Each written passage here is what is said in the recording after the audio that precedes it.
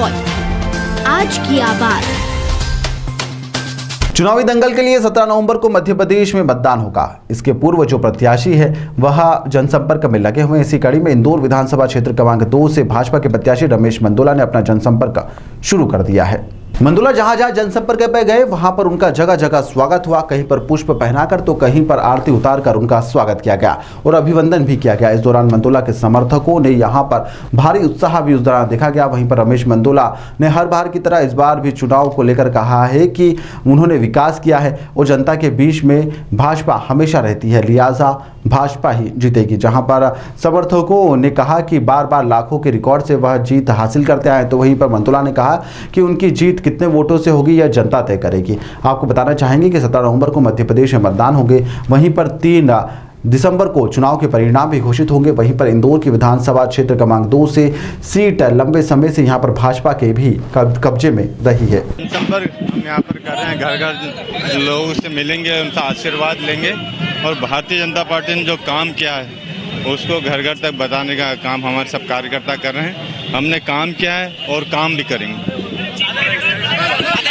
हम यहाँ पर कर रहे हैं, घर घर लोगों से मिलेंगे, उनका आशीर्वाद लेंगे और भारतीय जनता पार्टी ने जो काम किया है उसको घर घर तक बताने का काम हमारे सब कार्यकर्ता कर रहे हैं। हमने काम किया है और काम भी करेंगे।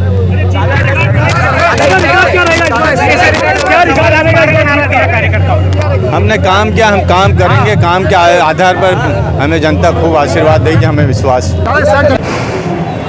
रमेश जी का आज से जनसंपर्क विधानसभा क्षेत्र क्रमांक 2 में चालू हुआ है और कार्यकर्ताओं में बहुत उत्साह है। जिस हिसाब से रमेश जी की पोजीशन है और कार्यकर्ताओं में उत्साह है, उससे ऐसा लगता है कि 1 लाख से ज़्यादा वोटों से रमेश जी जीतेंगे। घर घर में बीजेपी का झंडा लगा के बहनें और भाइयाँ सब आरती उतार रही हैं और सारा लोग, पूरा के पूरा मोहल्ला रमेश जी के जनसंपर्क में उनके संग चल रहा है। श्री बर्फानी दादाजी की महाराज की जय हो भैया।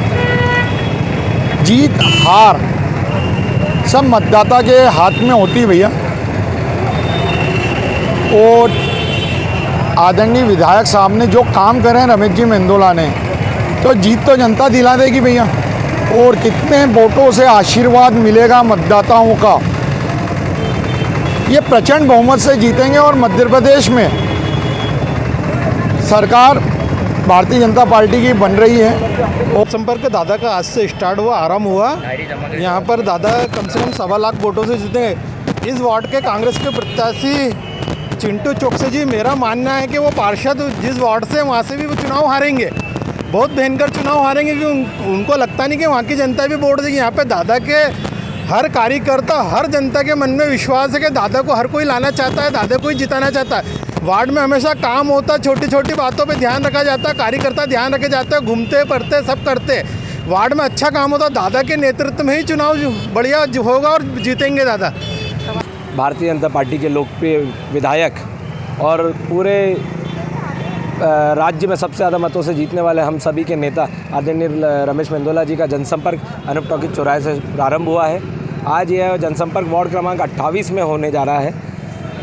चूँकि ये वार्ड क्रमांक 28 और 27 की बॉर्डर है, तो ये हमारे पार्षदी क्षेत्र से भी लगा हुआ है। और आज यहाँ पे मैंने देखा कि सुबह 8:30 बजे का समय था, पर लोग यहाँ पे सुबह 7:30-8 बजे से ही हज़ारों की संख्या में यहाँ पे लोग इकट्ठा होना चालू हो गए थे, सिर्फ रमेश जी की एक झलक पाने के लिए कि रमेश जी के साथ हम जनसंपर्क में जाएंगे, लोकप्रिय विधायक जी के साथ हम जनसंपर्क में जाएंगे। बिना किसी को सूचना के हज़ारों की संख्या में यहाँ पे आम जनता उपस्थित थी और उतनी ही संख्या में यहाँ पे हमारे भारतीय जनता पार्टी के कार्यकर्ता भी उपस्थित थे।